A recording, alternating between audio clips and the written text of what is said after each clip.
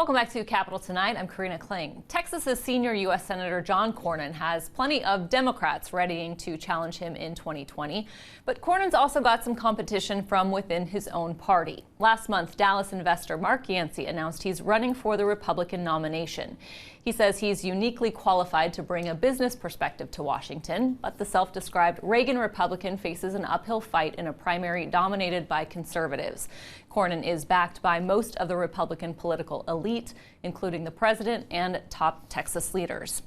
Joining us now to discuss his candidacy is Mark Yancey. Thank you so much for being on the program. Thank you for having me. My pleasure. Yes. Obviously unknown to most Texas voters, never held public office before. Correct. What makes you a good candidate to go up against the well-established John Cornyn? Right. Well, I look at it this way. I've 33 years in the private sector of building 4 successful businesses, employing hundreds of employees with good paying jobs. Not once did we borrow money to pay our obligations. Now, obviously, we had credit lines, as all businesses do, but we didn't run our businesses in a debt situation. It's my view amongst many that Texas needs a fresh set of eyes. We have 2 senators, obviously, and the one that I'm running against. I believe we need a fresh set of eyes. We have an incumbent senator who has been in office it's coming up 18 years, running for his 4th term. Right. He's been in public service, for his entire life. Has never held a private sector job since graduating from law school. So I think my interest in getting in this is my business background. We're $23 trillion in debt.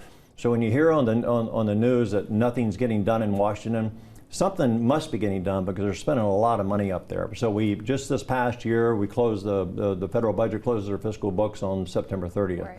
So we finished that. The CBO said with somewhere around $1 trillion in deficit. That's a 26% growth year over year.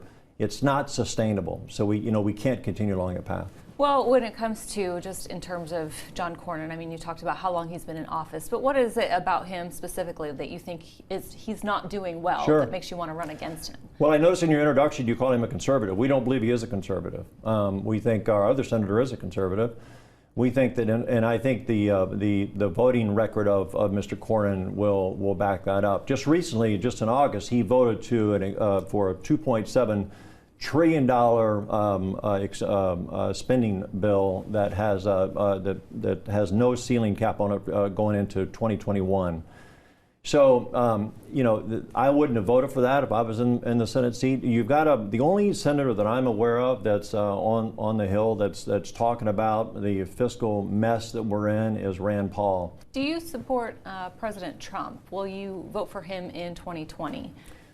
Well, I'm a Republican, so I'm not going to vote for a Democrat. But look, another way to say that though is that I'm an inclusive type person. I don't really see. I'm from the private sector. I don't really see red and blue and purple, and I don't see Democrats and Republicans and Libertarians. I want everyone to come together and we should be rowing together in the same direction, right? But you would vote for President Trump in 2020 as a Republican? Well, look, I think let me answer it this way. I don't look at it as a Republican Democrat. I look at it as someone that are you abiding and are you upholding and living by the language of the Constitution? No one is above the law.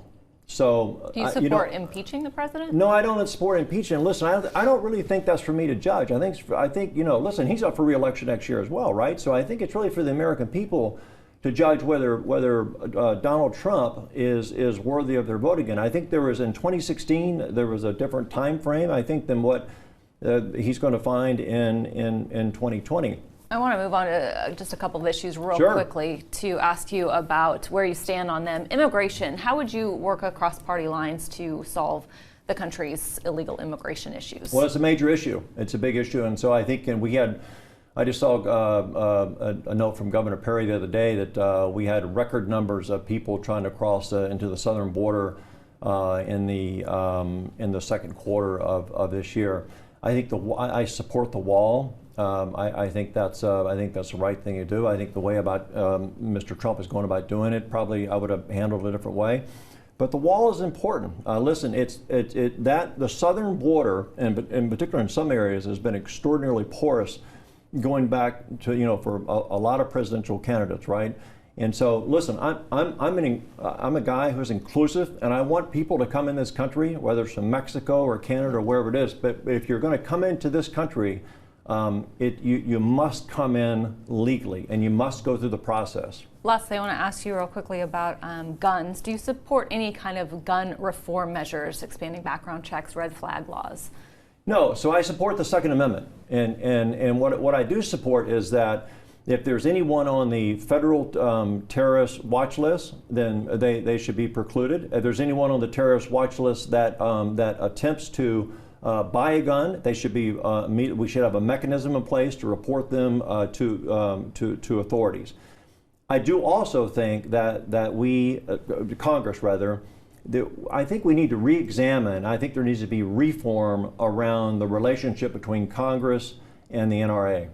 I think there's too much coziness there in terms of what's taking place. And look, all you got to do is go back and look at not just Senator Cornyn, but you go back and look at many of them have taken just hundreds of thousands of dollars over their career. I don't know the exact numbers, so I don't want to misquote it, but it's in the millions of dollars that Senator Cornyn has taken NRA. That's why when you get you've seen some of these nonsense bills that Mr. Cornyn is putting forward, they'll absolutely do nothing to stop the violence that we experienced in August in Texas. Mark Yancey, the time goes by quickly. We'll have to get you back in. Thank you so much for being on the program. Thank you for having me. Okay. Thank you. We'll be right back.